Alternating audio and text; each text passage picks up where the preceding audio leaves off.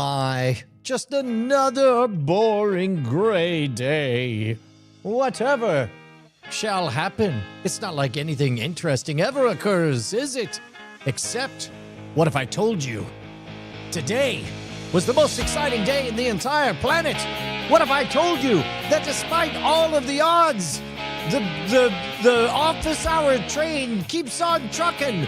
What if today was episode 87 of Scampocalypse and day 189 of office hours? Hello, you beautiful people.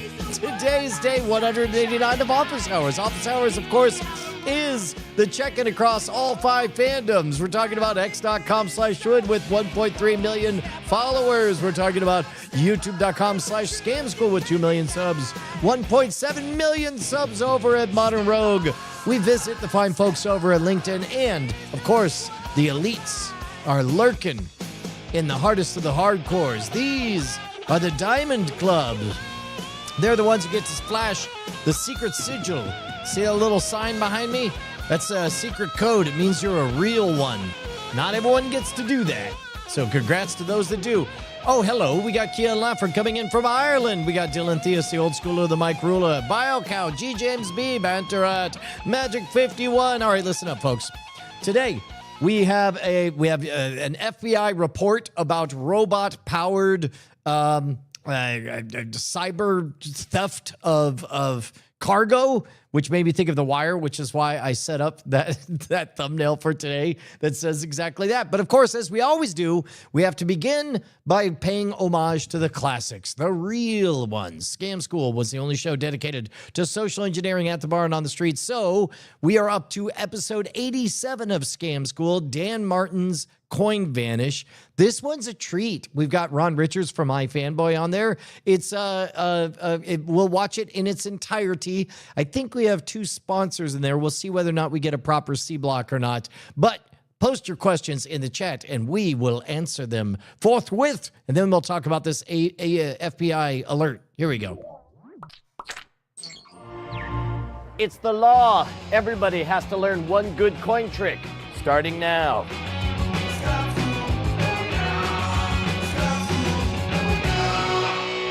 This episode of Scam School brought to you by Netflix and by TuneUp. Your music collection is a mess. TuneUp fixes it auto-magically. Welcome to the show that's like playing fetch with a buffalo. Scam School, the only show dedicated to social engineering at the bar and on the street. I'm your host, Brian Brushwood, and this week I go on complete mental holiday. From now on, I'm just a member of the drunken mob, and instead we're gonna have Dan Martin teach us a coin trick.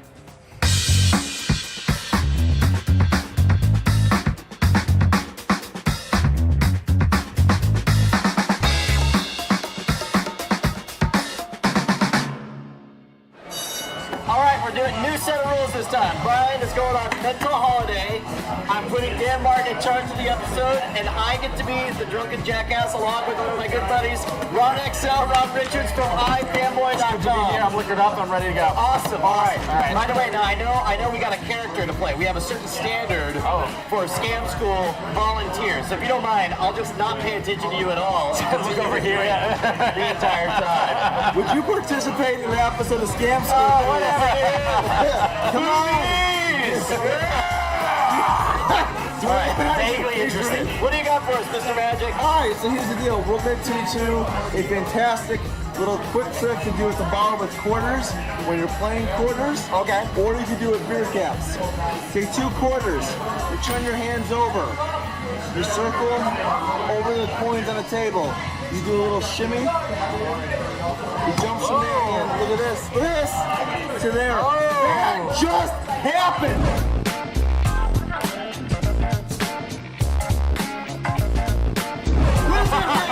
Bedevilment! This just got real. Shenanigans. My favorite part was the 80s breakdance move. Yeah, the one was pretty good. That was pretty good. Now, do we get to now?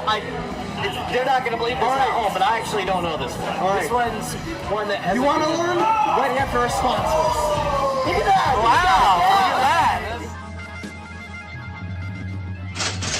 Guys, seriously, you have to check out TuneUp. If you're anything like me, your music collection is a mess. You got a bunch of half-finished ID3 tags, you're missing a bunch of album art, it's a horrible mishmash. You wish some magical fairy would come in there and fix all of your tagging, get all of your album art correct for you, and that's exactly ID3 what TuneUp tags. does. Is that a thing you've Provided thought of ID3 recently? automatically corrects all You're of with the your art labeled Abe mislabeled Vigoda in your tracks. collection. Well, there's No the more shins. Track 01s, a known artist, or Jay-Z spelled 10 different ways. It'll find and replace missing cover art, and let me tell you, this What thing an gets artifact. It, right. It uses acoustic fingerprinting, and it has a database of over 70 million tracks. I couldn't stump it, no matter how obscure a track I threw at it. Head on over to tuneupmedia.com and start Wow. playing with the free trial. May and I then remind you, get this a is lifetime before license this for is less before than Scam School had a YouTube channel. That's incredible. Scam School at checkout, you'll save 15%, but more importantly, be keeping Scam School in business.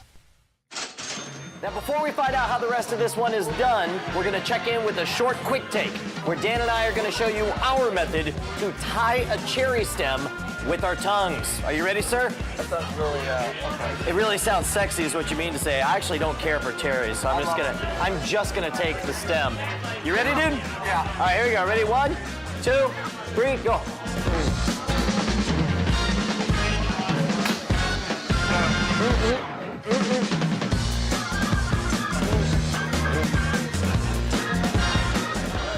There you go. Look at that. Oh, yours is tight. I got the pretzel stash going on there. I got a tight one. So how did you do yours? How did you do yours? You cheated. Yeah. Yeah. This is so great because in urban legend, everyone knows that the Everybody knows sexiest ladies can tie a cherry stem with their tongue. Right. And as you know, what's the credo of magicians? Why actually have talent when you can take credit for talent you don't actually have? Well said. Yeah, thank you. I wrote that myself. Yeah. All right, so talk. All right, so what are we doing here? Wow. What? Wow, that was pretty good. You We're- cheated a totally different way than I cheated. Shut up. How did No. you cheat? All right, so here's the deal. What we need to do, one thing we both did is you get 2 cherries, you take the stem off one of them, right? Yep, you tie it up, right? And you put yours in your mouth. I put it in my mouth and I put it in my cheek. Right Now, doesn't like cherries. Right. Me, I held mine in my hand. I plucked this, I ate the cherry off the stem as I was chewing it. I dropped that one on the ground and pulled this. You actually did sleight of hand. Well, not really, kind of. Yeah. Yeah, you did some sleight of hand. I ate the cherry, dropped this on the ground. And then put the tied one in your mouth. No one's looking at it. Nah, like, that's complicated. That takes like talent. And you are talented, I am not. All right. So what I did was I just tucked it in the gum line right underneath this cheek, and then just, you can go all night long, and then when the moment comes, you toss it in your mouth, you go, you ditch one over here, you take it on. What happens if you forget? What happens if you forget the one that's in your mouth? You're never gonna forget. It's friggin' poking. Well then, Spit out later in your drink? yeah, later in the, yeah, you just get rid of it. All right. All right. And that is how to tie a cherry stem with your tongue and have no talent. All right, let's talk about your Netflix homework. This week, we continue our graduate level course in Yeah. Scamology by Wow. Dr. And another Robert way, Bloom boy, from this whole 2008, Netflix integration was starring way Adrian good. Brody and Rachel Weisz, I directed forgot by about the Ryan Johnson. Brothers I love this Bloom. movie. It has a very Wes Anderson kind of feel. If you like Rushmore or the Royal Tenenbaums, it's as if those movies met The Sting. In fact, Dan Trachtenberg from the Totally Rad Show told me it's now one of his all-time favorite movies. You'll get to learn a couple of long cons, and you'll get a lot of talk about the philosophy of scamming, but mainly I just want you to enjoy this movie. It's a charming flick. There's Wow. a good How about twist. that? I mentioned Dan Trachtenberg. This is before he'd go on to be the dominant director of the Predator franchise. How amazing is that? We did get Brody, for sure. And don't forget, the No wwws kidding. at the beginning of the URL are just as important as the Scam School at the That's end. to make crazy. sure you get credit. And welcome back. So, we're here with 2 drunk assholes. and I still get to be host. No, keep going. No, go ahead. We're back with 2 fellow bar drunken patrons, and we're going to show you exactly how to do it and do at home. So what we're going to start off with is you want 2 coins. You can use 2 quarters, $2.50, or even 2 beer caps. 2 bottles of beer. Which one? 2 bottles of beer? You can do it with 2 giant bottles of beer. You just go, boom. And you can do the top the rock with the bottle. All right, so here's Which one is easier, to do it small with a small coin or a big coin? Probably for example purposes, we're gonna use $2.50. All right. Is this like sleight of hand? Like, I'm not fast with my hand. It's like, I'm rather slow with my hand. which hand are you fastest with? I'm not gonna fall for that. I'm smarter than that. You're gonna put a coin in one hand, all right? Heads or tails? What do you prefer? Yeah, I'm not gonna fall for that either. Are we both?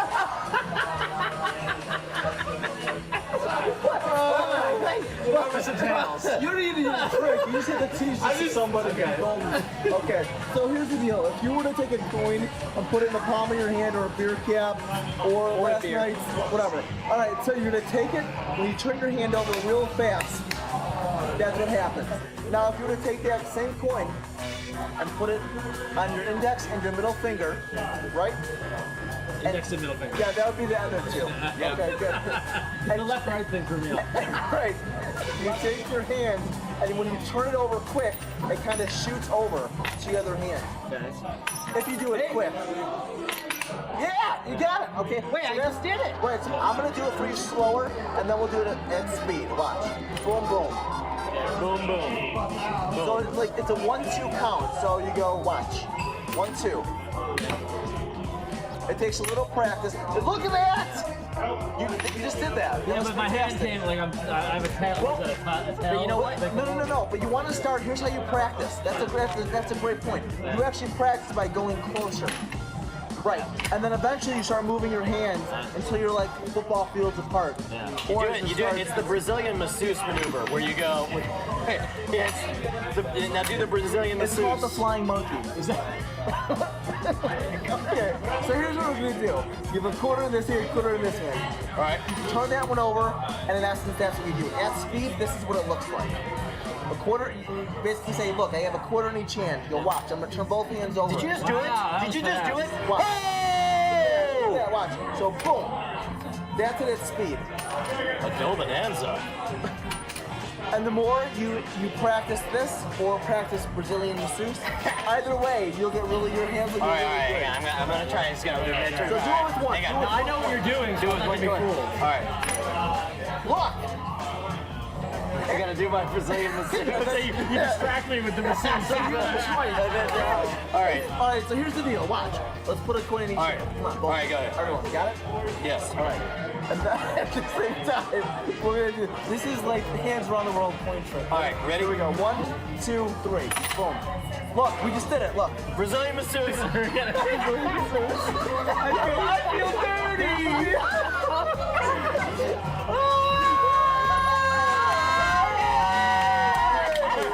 Awesome. Let's have a Brazilian masseuse. All right. And remember, when you're learning this Daniel Martin coin trick, really? Dude, lesson's over. Thank you. Yeah. By the way, we do want to thank Daniel Martin for his expertise in teaching us a coin trick. And if you have any success stories or failure stories, remember to post them at the boards at revision3.com/scamschool. And by all means, make sure to check out Dan Martin's website at martinmagic.com. If you want to contact me directly, you can hit me up at brian@revision3.com. And if you're doing the Twitter thing, you can follow the show at twitter.com/scamschool or my goofy adventures at twitter.com/schwood. Next week, we're going to be training butterflies to mix concrete. But first, I got to go buy some Cheetos, 'cause that's the only thing they work for. Goddamn union employees.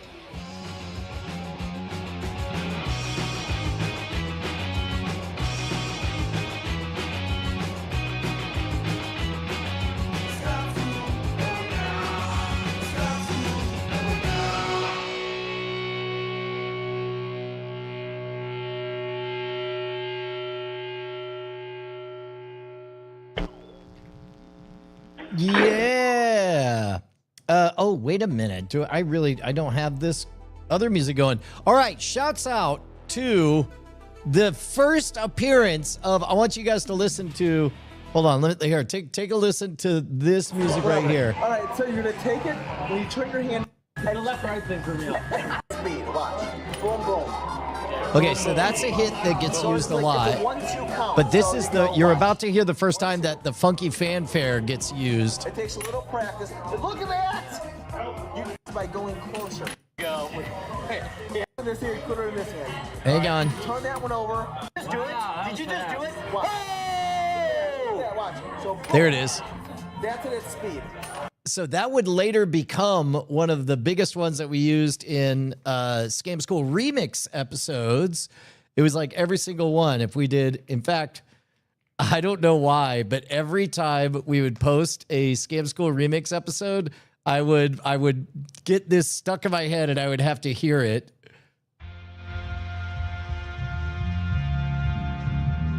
It's a good jam.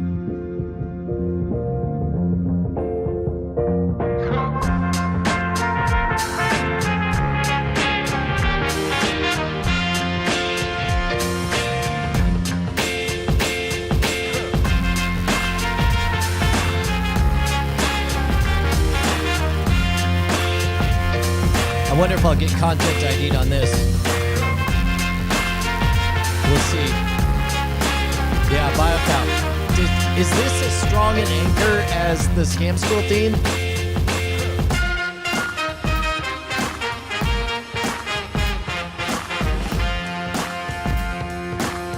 And then it gets into some good production work, a little electronic groove in here.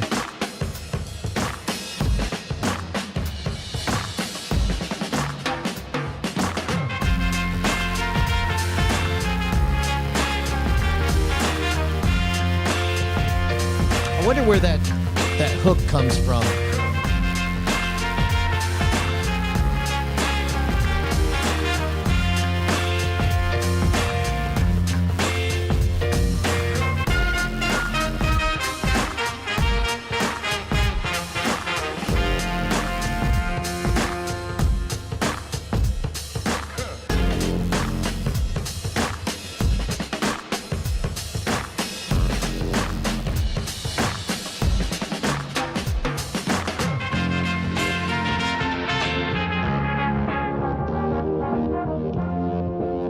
Wow. It was released by KPM Music in 1968. Wow.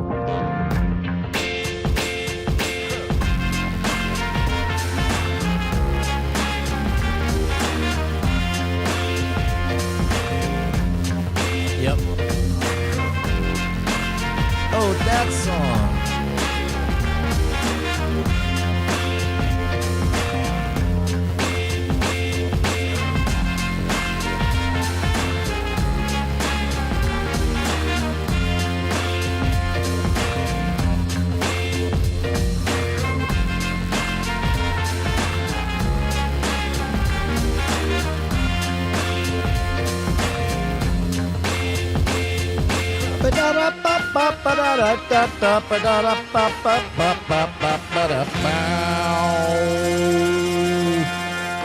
Yeah, dude, that for me is kind of peak Scam School era, because both with the new episodes and with the Scam School remix, very good tactical play.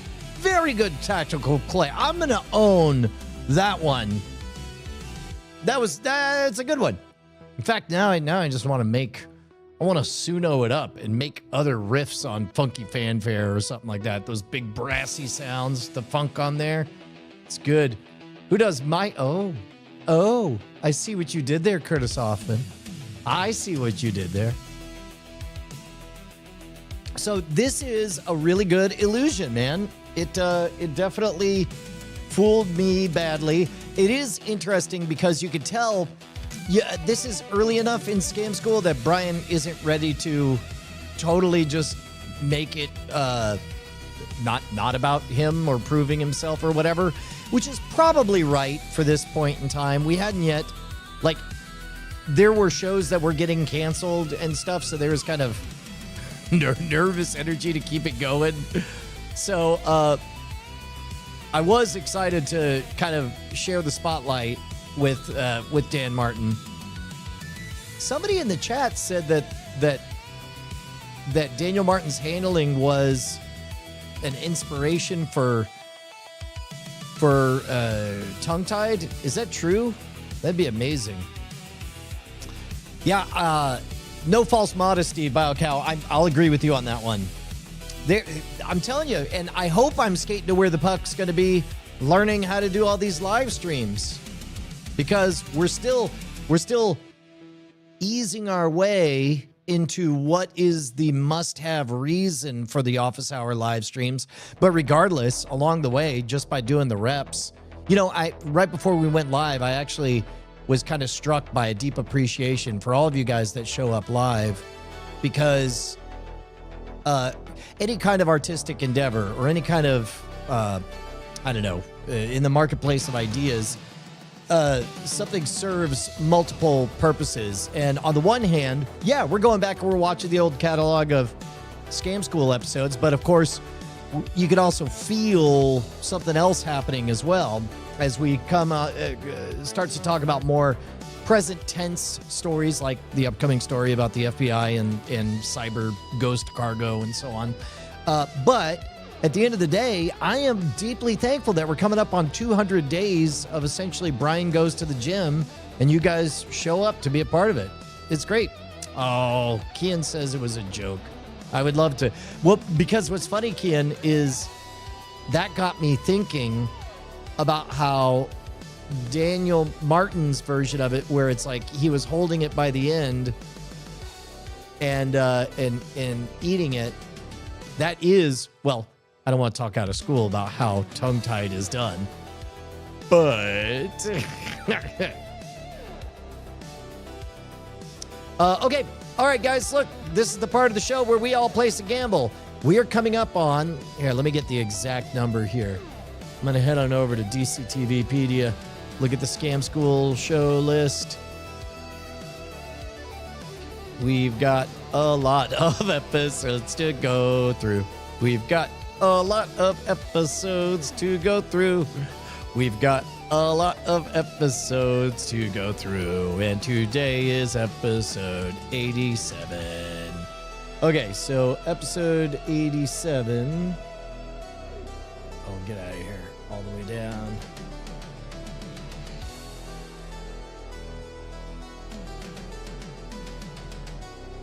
Look at this, 11/11. So we're in November. We are a scant month and a half away from when Scam School literally goes on the map and gets its own channel. Oh, look at this. Guys, there's my Mac. I have a Mac. Sorry. I don't love it either, guys. Okay, so with that in mind, some of these episodes blow up, some of them do not. Oh no. Oh no. Hopefully you all just made your guess and you didn't peek.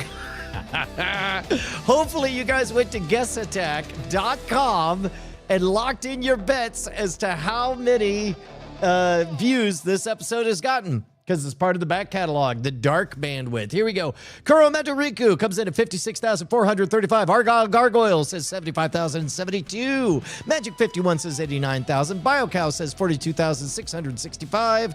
Joey 666 says 40,000. Cliff says 48,732. Banterad says 38,000. G. James B says 49,556. Earth 56 says 32,000. Kian Lafford says 37,983. Flying Car 100 comes in at 17,000. Charles Rubach 69,420. Nice. Tholium Official 19,435. Hawk Worley, The Optimist 1.2 million. Let me just preemptively hit that one. I ain't gonna lie. Wait for it. Here it comes. Yeah, sorry about that. Way go! 69,420. Curtis Hoffman, 69,46 with 100,000. Sixer, 41,57. 43,500. James Colbot, 57,675. And the real number is 38,124. with just 28 comments. How about that? 38,124, which means our winner is... Wait for it. Wait for it. Congratulations to Bantarat at 38,000, off by just 124. Look at that. We had what? The winner was just under, and then just under that was Kian Lafford, only off by 141. Joey 666 with the over at 40,000. Congratulations to all three of you guys. Good, good, good. Close, close, close. That's great. So now, here, let me open up the whiteboard for you guys. Ooh. I love it. I love it. It's good. It's very good. Here we go.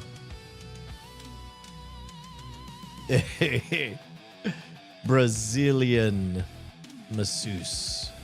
Here we go. I'll just put this. We'll put this up here. That'll be our start point. All right. One of the things I love about YouTube is that miraculously it keeps all of the old messages, and it's a two-way form of communication, so I get to write messages all the way back into the past. There we go. Late to this.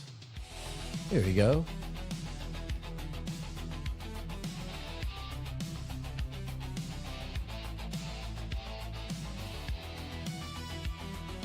I always used to do this trick since I was a kid. I can't believe Brian didn't know this one. This is the first coin trick I learned in like first grade. The French drop and this, the only two I know.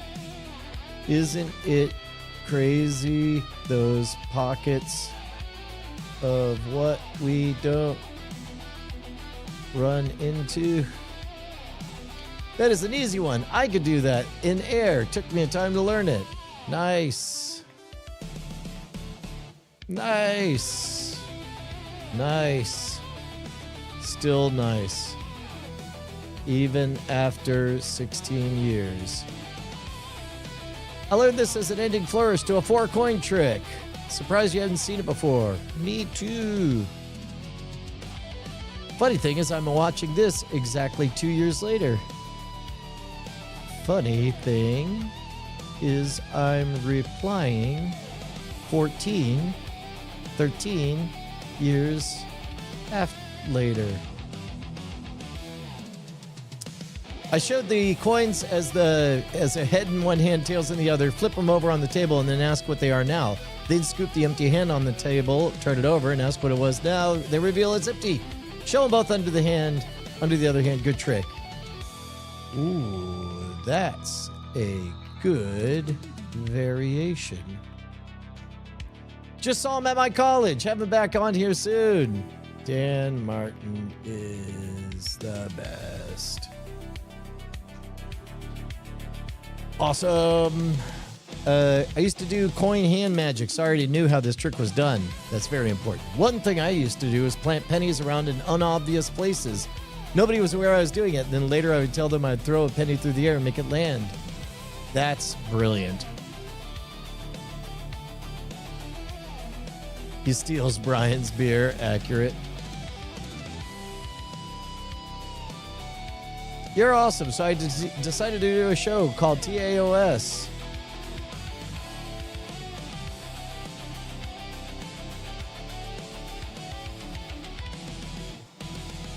Why actually have talent when you could take credit for talent you didn't actually have? The real magician's creed. That's money in the bank. In fact, I meant to check whether or not there's a big spike on... it doesn't have retention. We can look at the retention analytics. Let's see whether or not we get a spike when Brian puts his fingers in his mouth. No.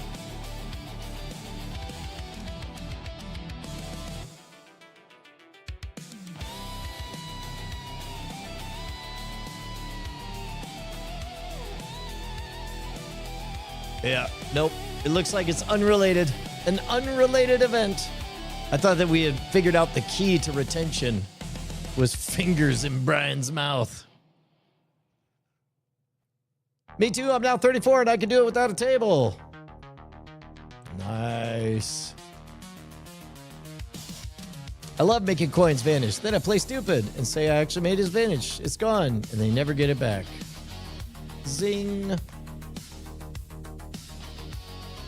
207, LOL. What happens at 207? Let's see.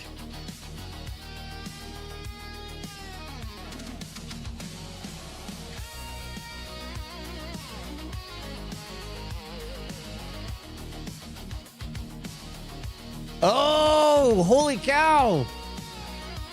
Everyone did miss that trick. Guys, this is great. Watch Dan Martin. Watch this part right here.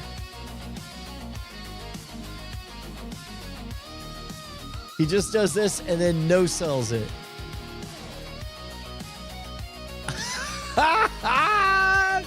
How wonderfully understated. That's so good.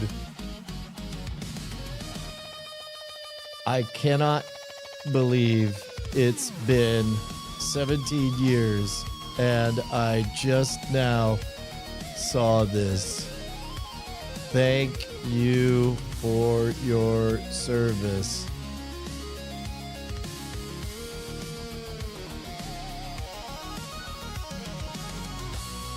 I wonder, mind watching the video again? What?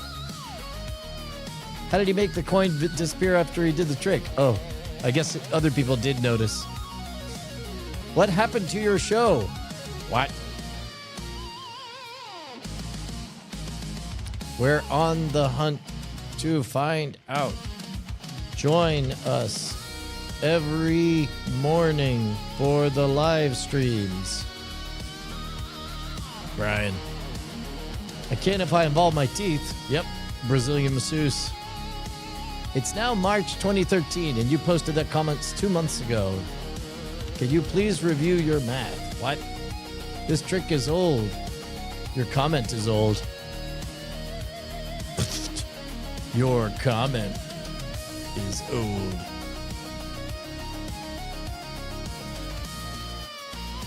Put a little emoji love in there. There you go. Wait, these are dumb emojis. There we go. Scam school. Yep, there we go. We did it.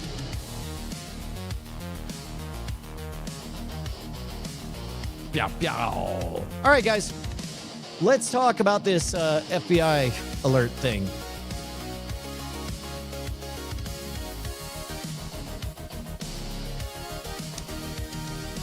Hold on. First, I gotta find the article. It's right around here. There we go.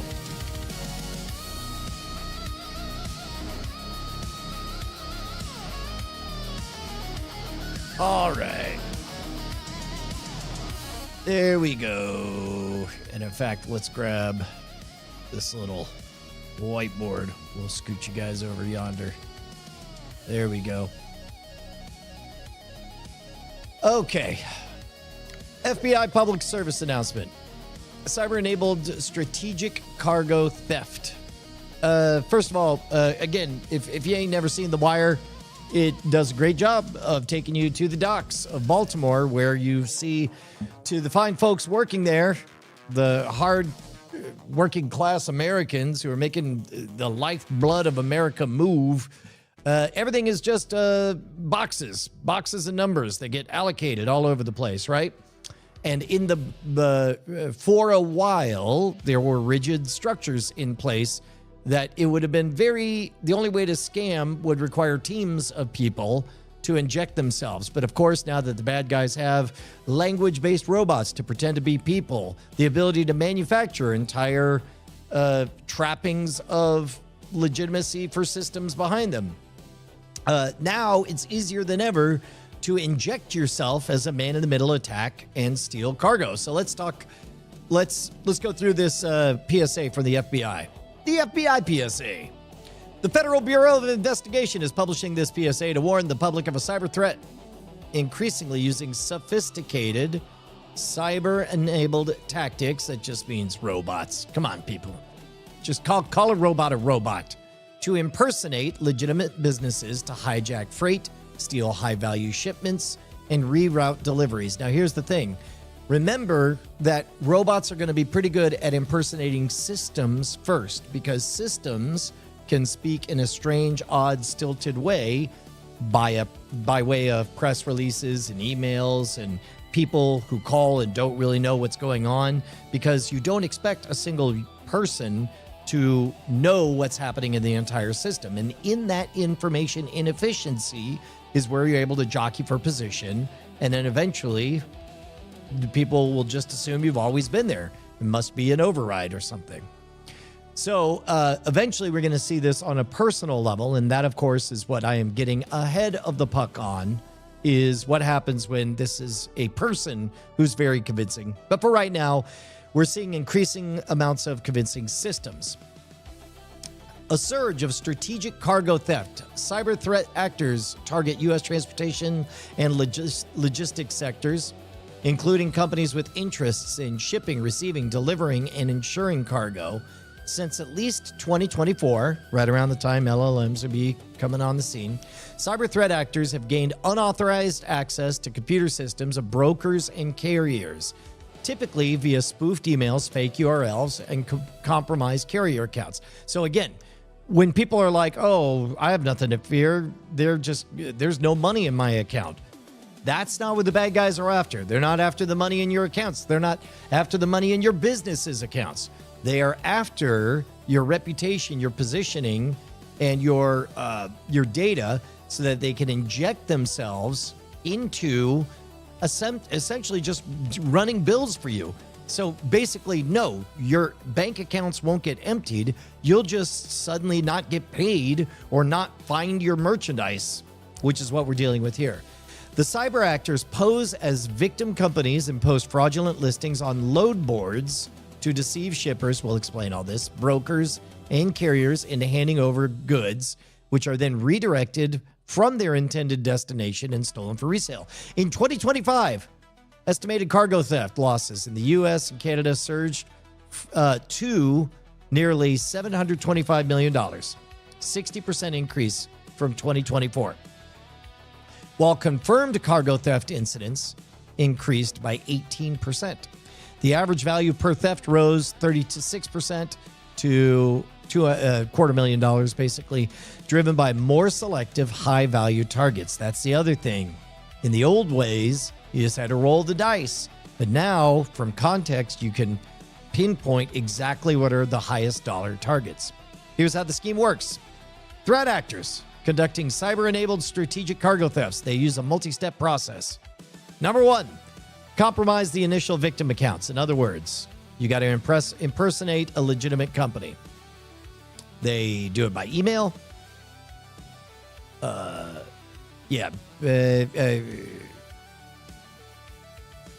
Sending links for a carrier broker agreement or to review and address poor service ratings. So in other words, a legitimate reason.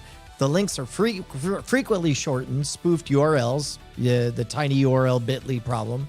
Once clicked, the targeted user is redirected to a phishing website imitating the legitimate one.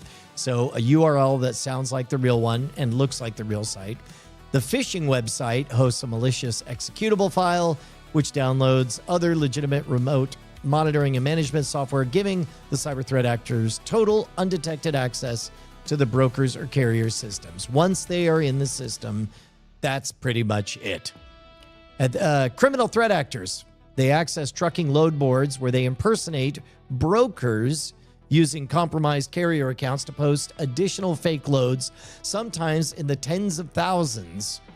Legitimate carriers bid on the fake loads, contract the threat actors who provide the malicious carrier broker agreement, and compromise the carrier's computer systems. Let's get to the bids on real loads.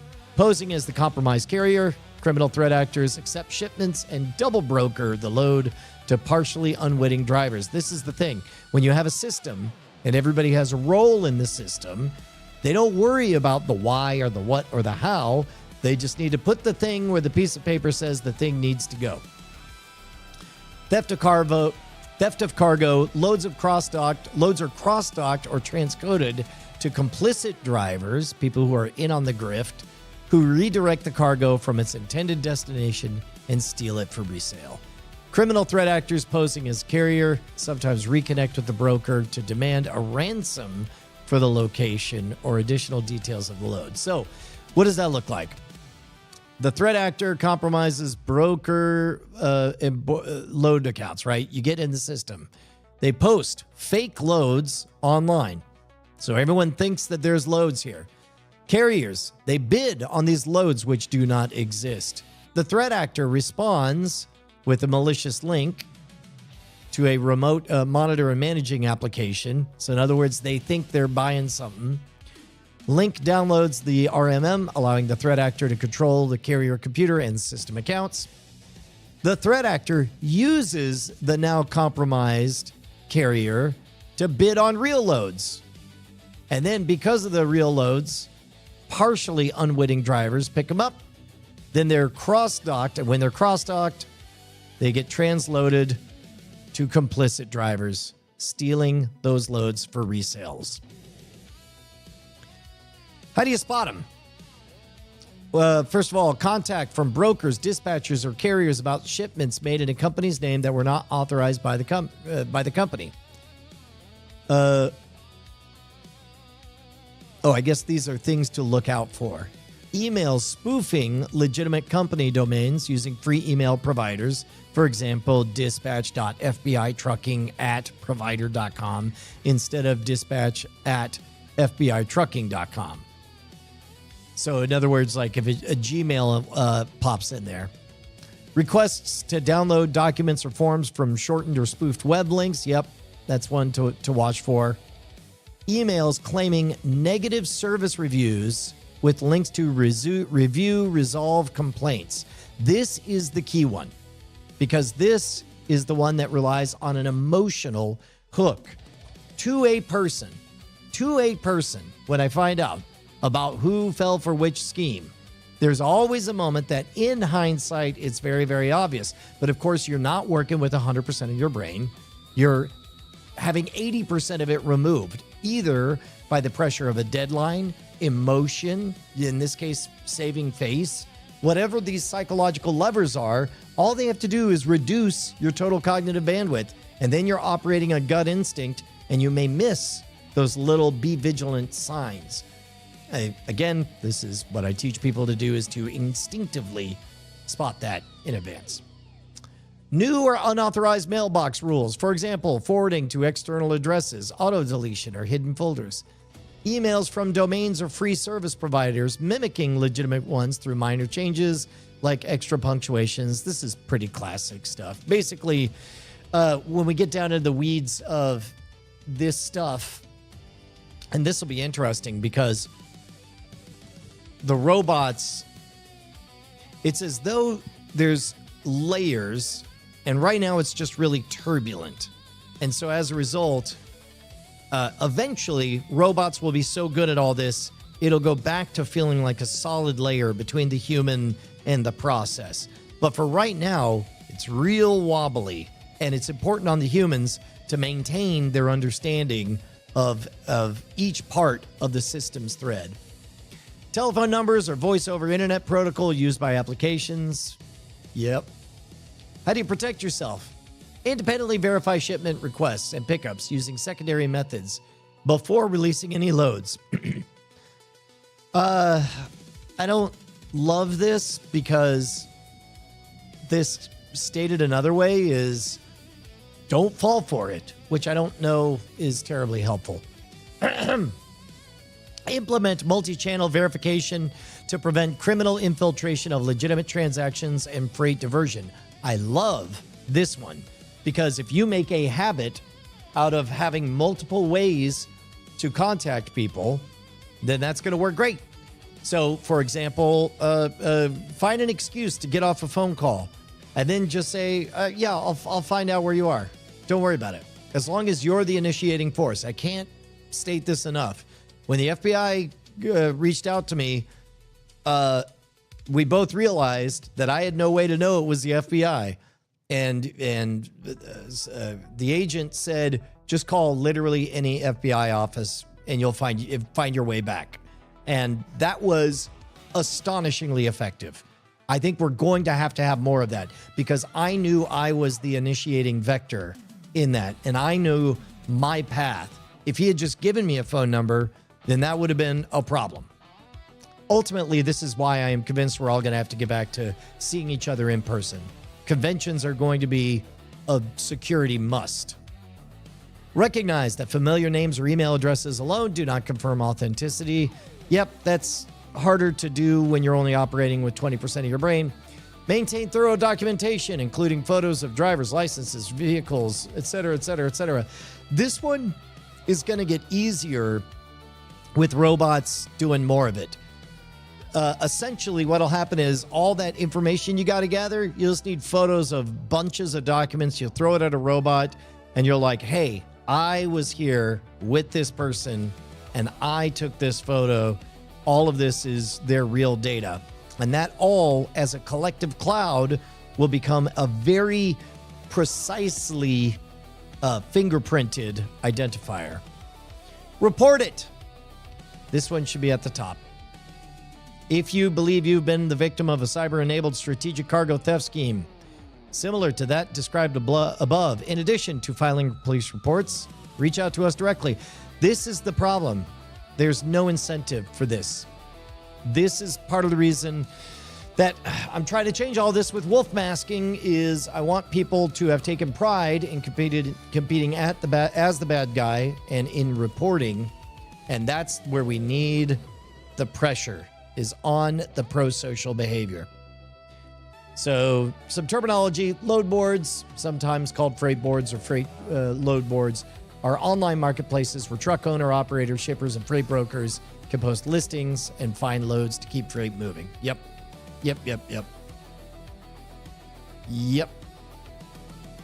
All of that is correct. But this is, guys, I'm going to be pretty insufferable for the next 5 years, as I just keep saying, I told you. But that's okay. Because I think everybody can claim the sky is falling. What we're doing is we're getting ahead of it by, getting ahead of it. What? Congratulations, Sign! Sign got his job back. Did they actually sign? I would love to. In fact, I think you have my phone number. Sign, call me and tell me how you got your job back from a robot. Spending that hard-earned job money to subscribe. Love it. This is why I work in banking. You can't steal money digitally. Ha! I think I might be actively being catfished by AI right at this very moment. Yeah, probably. I don't believe anybody anymore in the digital realm. I'm real glad that I've gotten in the habit of going out and meeting people in person. I have a volunteer later on today at 1 p.m. I should get something to eat. Oh, take care, Magic 51. Hello, Lost Hate. Good to see you. Oh, that's great. BioCow says that they've done that. Work in banking. I've done this. Google the bank name and find me. That's the way to go. Hey, Paradise Bob. Wolf masking is my solution to the incoming scampocalypse. Stated plainly, the problem is robots are very good at talking and behaving very human-like. Humans are not accustomed to being constantly attacked by deceptions at all times. In the world of magic, we are accustomed to that. You go to a magic convention, at all times, magicians are trying to fool each other constantly. And so as a result, you're not threatened by the attempt to deceive. It's not high pressure. You don't freak out. But you notice the rhythms of what feels like a magic trick coming at you. And you're able to deflect these attacks, these pathogens, these deceptive vectors fairly effortlessly. That culture is needed in the rest of the world. So essentially, while if it were up to me, everybody would be as good at magic as I am. This is not a popular opinion in magician circles. But I think it's important because now robots can at least do the heavy lifting for bad guys who are running deceptions. Pretty soon, the robots are going to be better than humans at running the deceptions. And so in the meantime, it's incumbent on all of us to recognize the rhythms of a deception incoming, which means basically you have to teach the sheep to act like wolves. And the only way to do that is to do the reps. Right now, all of our training is stuff like this. That was a bunch of words saying, don't get fooled. That's a fine, you got it, boss. I'd love that. And so instead, what I want people to do the fooling enough that they can smell that deception coming from a mile away. That's what wolf masking is. That's what I do at my workshops and keynote lectures. They are Decepticons. I've been waiting for that to take too many Autobots, not enough Decepticons. We need more humans to be Decepticons. It's the use of Cyrillic alphabet in the place of English letters that gets you. Yeah. Yep. James Cobalt, he sees it. And again, the important part is when a deception happens, it's not that top 80% of the brain. It's not the sensible, logical box checking part, the part that we normally train for. It's the gut instinct. It's that bottom 20%. Hawk Worley says, I almost fell for a stupid phishing email. Says it was from YouTube and I was eligible for some program. Did a bit of research before it hit me that it was the wrong email for my channel. Yeah, that's a good way to get you, is because if you are somebody in the YouTube space, there are certain emails that you're really scared to miss. For example, if I were a bad guy, here's a grift I would run. Find a channel that is about to or did cross 100,000. They're probably really interested in one thing.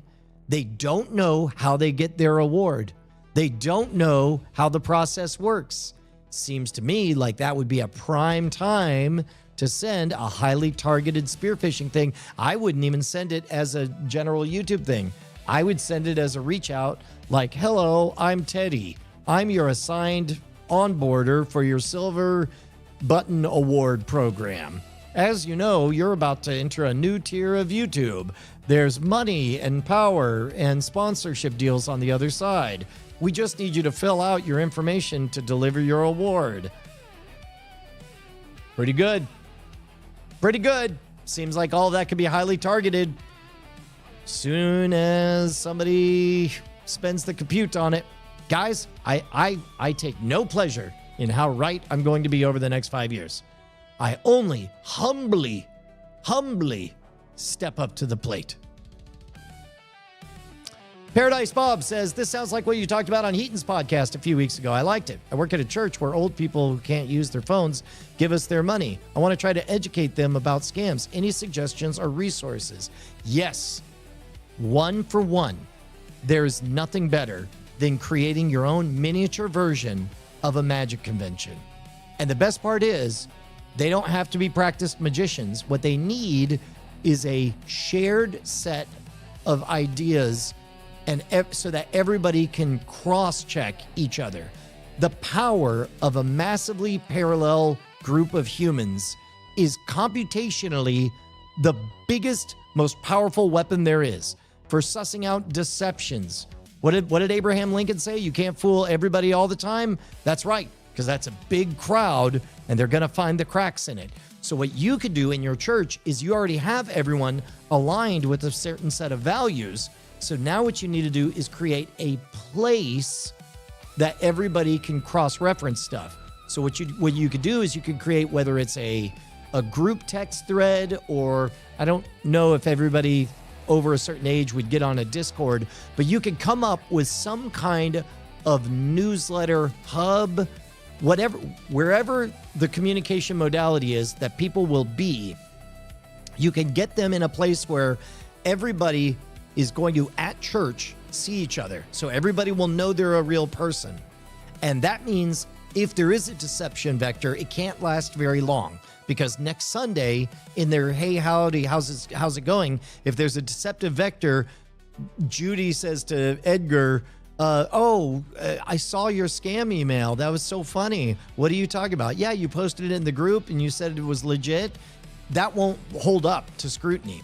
So I would say some kind of way for anything questionable to reward people for coming in and showing it to everyone else and saying, hey, is this real? And then to have people cross-check for it. That is a robust system. The way I describe it is there are 5 nodes in my family's human mesh network. If a 6th node tried to show up and pretend like they belonged and were always part of the family, that would be real hard to pull off. And so it won't work because the 5 connections in our family are very, very strong. That's what you need for the members of your church. If there needs to be a structure, so the moment anything questionable comes in, people have an excuse to take it and run it past other eyes, at which point everybody can be on the same page. Hopefully that helped. Kian Lafford points out, look, I'm not going to lie, dude. There was an aha moment because I began to recognize the problem coming. And I said, hey, who's doing this? Who's leading this? And they're like, who's dominating the social engineering space? And then dressed as a hot dog, I was like, we're all looking for the person who's right to take this on. And the robot was like, well, there's a channel called Scam School on YouTube, and it is the internet's longest running program dedicated to social engineering. And I was like, whoops. All right. Take care, Earth56. Good to see you. Oh, Kurumadariku. Hashtag got him. I've softened a lot on church going. I think churches have a really important civic structure, and absent that, I mean, faith notwithstanding, that's a separate discussion. We don't do mutual aid societies like we used to 100, 150 years ago. And I don't know what structure could do what churches do right now. But that's a bigger problem than the purview of what I can do in the next 5 minutes. But I tell you what I can do in the next 5 minutes is show off some of the automations that I've been working on. So y'all know I crossed over to the dark side. Oh, wait, hold on. Let me do this.